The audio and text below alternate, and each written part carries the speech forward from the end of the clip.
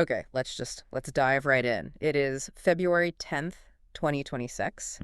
And if you're a gamer, especially the kind of gamer who loves RPGs, your phone has probably been buzzing all morning. Oh, absolutely. The group chats are on fire right now. Because if you've been waiting to take one of the biggest, most ambitious adventures in gaming history on the go, well, you're going to need to circle a date on your calendar. A very, very big circle. We are, of course, talking about the huge news on Final Fantasy VII Rebirth. That's the one. Square Enix just dropped the announcement. Final Fantasy VII Rebirth is officially coming to the Nintendo Switch 2. And not like next year. Soon. So soon. The crazy part is the date. It's slated for June 3rd. June 3rd, I mean, that is remarkably fast. Right. It feels like we were just talking about the last game hitting the platform. We were. And honestly, that's the most crucial piece of context here. This news is coming, as the reports say, hot off the heels of Final Fantasy VII Remake Intergrade landing on the Switch 2. And usually that would make me nervous. Oh, 100%. A sequel announced that quickly after a port. It raises some eyebrows. Yeah, my first reaction is always skepticism. When a publisher rushes a massive game onto a portable system this fast, it smells like a rush job. You know, frame rates, blurry textures. Exactly. The classic, we need to make our quarterly earnings kind of release. We've all been burned by those cloud versions or those ports that can barely run. But I think this situation is different. Okay. So today we're going to do a deep dive into why this announcement is actually a signal of real confidence, not a cash grab. We're digging into the official coverage, the release details, and what this all means. Because playing this on a giant TV is one thing. But playing a game of this scale on the bus is a whole different beast. We need to talk about how it runs, how the scope just explodes from the first game to this one, and of course, the mini games. From open worlds to pianos. Bar games, pianos, and a massive narrative pivot. Yeah, there's a lot to unpack. So let's start with the tech, because that's where the skepticism usually lives for me, and I bet for you listening too. You said this is hot off the heels of Remake Intergrade. Why is that giving you hope instead of anxiety? Well, just think about the usual cycle for these ports. We've seen it a dozen times. A huge AAA game gets announced for a portable system. And then silence. For years. Exactly. The announced and then forgotten cycle. But here, we have Intergrade, the first part of this whole trilogy, already out on the Switch 2. And the source material makes a very specific, very loud point about that release. I saw that. It said Intergrade is running extremely well. Extremely well. Yeah. We have to just pause on those two words for a second. In the world of tech analysis, that's not a throwaway phrase. No, you don't get to write that lightly. Usually you get, what, surprisingly playable. Or an ambitious attempt. Good for a handheld, extremely well, is a badge of honor. It suggests that the Switch 2 isn't even breaking a sweat. It implies headroom? It implies headroom. Exactly. The architecture is robust enough that Square Enix isn't just stumbling across the finish line. They have momentum. The fact that Rebirth is coming just a few months later tells us the pipeline is clear. They aren't fighting the hardware, they're using it. It's like they paved the road with Intergrade so Rebirth could just drive a sports car down it. That's a perfect analogy. Yeah. And they need that sports car because the technical demands of Rebirth are exponentially higher than Remake. Right. And this is where anyone who only played the first game might need a quick refresher. Final Fantasy VII Remake.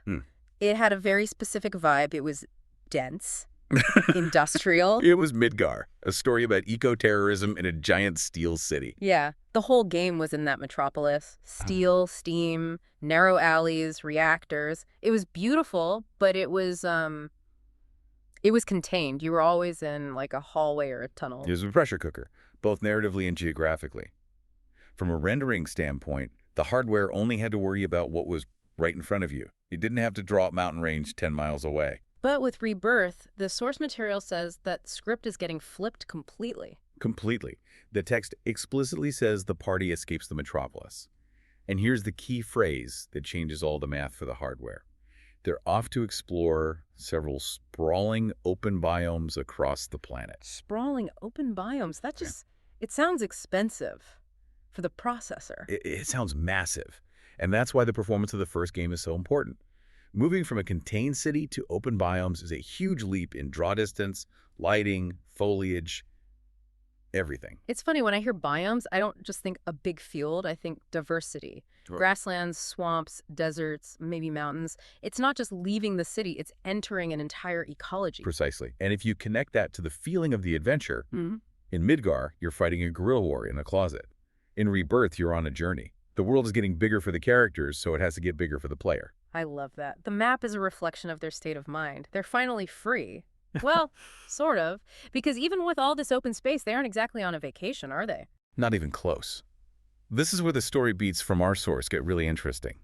You'd think open world means relaxing, but the motivation here is pure stress. Okay, let's look at the text. It says, the party is not only on the run from the forces of Shinra, but also in pursuit of the powerful Sephiroth. That's a classic pincer narrative. You've got a threat behind you, Shinra, and a goal ahead of you, Sephiroth. It's the ultimate road trip from hell. You're being hunted while you're hunting. And they are, as the source notes, in search of answers. And that phrase, in search of answers, I think it's doing a lot of heavy lifting there. What do you mean? Well, what answers are they even looking for? Cloud thinks he knows who Sephiroth is. He thinks he knows his own past. But we know Cloud is a complicated narrator, to put it mildly. Exactly. And the source confirms the vast majority of the game stars Cloud, Strife, and his friends, so that core group dynamic is there. But then it drops this fascinating little detail. The twist. I know exactly where you're going. Glimpses of the past. Yes. Specifically, it says the game has sequences starring Zack Fair. Zack Fair. Now, for anyone who hasn't played the prequel, Crisis Core, Zack is... He's a ghost, a pivotal figure in Cloud's history, who, for all intents and purposes, isn't supposed to be around. But normally that's just a flashback, right? A little movie clip. The source says sequences starring Zack Fair. That sounds like you play as him. It implies gameplay, agency, and it creates this amazing duality.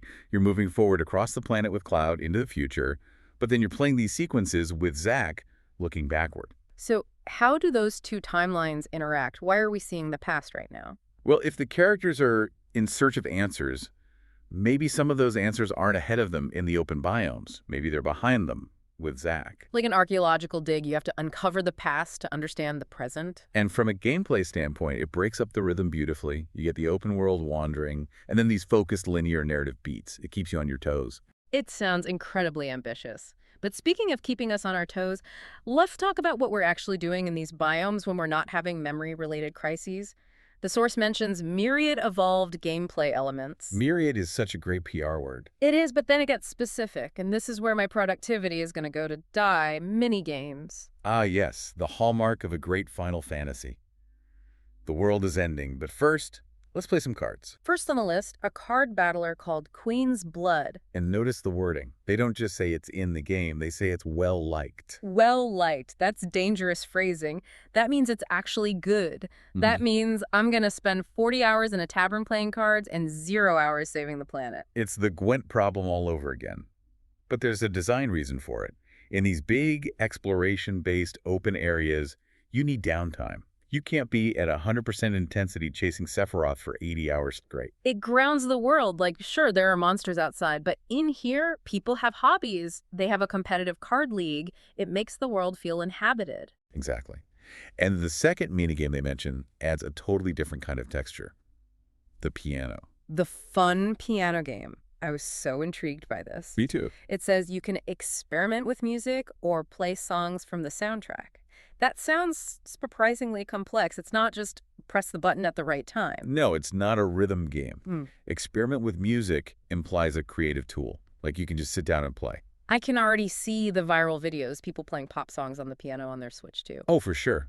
But think about it atmospherically. You've been out in the grasslands, fighting monsters. You find a piano in an abandoned house. You stop, you play a song, maybe Tifa's theme. It just creates this moment of quiet reflection. It really does. It sounds like they're balancing the high-stakes chase with these moments of just play. Which turns the game from a story into a world you can live in. And that seems to be the core mission of Rebirth. And doing all that on a handheld. I still can't quite get over it. It's the elephant in the room. So let's just recap the whole package. We've got the jump to a massive open world, dual storylines with Cloud and Zack, addictive card games, a creative piano. And it's all coming June 3rd. June 3rd. On the Switch, too. Which, if Integrate is any indication, is going to handle it just fine. And that's the real headline here, I think. The barrier between console quality and handheld convenience is just getting thinner and thinner. If this runs as well as the last one did, it changes how we think about portable RPGs. And for anyone listening who needs to know more, like right now, the source does mention there's a full review available and even a coverage hub all about the making of the game. Yeah, that making of content is always fascinating, seeing how they actually squeeze these huge ideas onto a tiny cartridge. Definitely. So, big picture, what's the takeaway here for our listener? I think the takeaway for me is confidence. Square Enix isn't hiding this port. They're putting it out quickly. It tells me the Switch 2 is ready for these huge, sprawling experiences. And it means you don't have to be tethered to your TV to play one of the biggest stories in gaming. It's a great time to be an RPG fan. But before we go, I keep coming back to that one phrase, in search of answers. It sticks with you, doesn't it? It really does. So they're chasing Sephiroth, running from Shinra, looking for answers, and we have these glimpses of Zack Fair, a ghost from the past. It really makes you wonder. It does. So here's a final thought to leave you with. If the game is all about physically moving forward across the planet, but narratively, we keep looking backward at Zack, what kind of answers are actually waiting for Cloud? Is the answer at his destination, or is it hidden in the history he's trying to run away from? That is the question. Yeah. And I have a feeling the answer is going to change everything we think we know about this story. Something to think about while you wait for June 3rd. That's all for this deep dive. Thanks for listening, and we'll catch you on the next one. Take